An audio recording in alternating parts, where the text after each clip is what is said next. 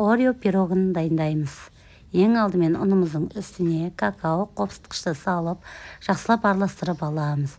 Үстіне ерітілген сары май, сикерімізді салып, жұмыртқамызды салып, жақсылап араластырып, қамырын дайындаймыз.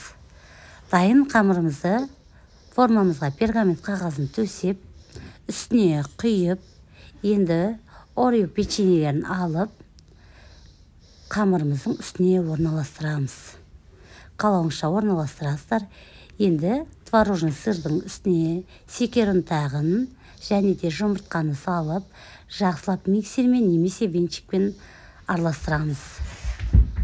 Енді қамырымыздың үстіне құйып, үстіне орео печеньелерін орналастырып, 170 градуста 35-40 минуттай пісіреміз. Пирогымыз әбден суығаннан кейін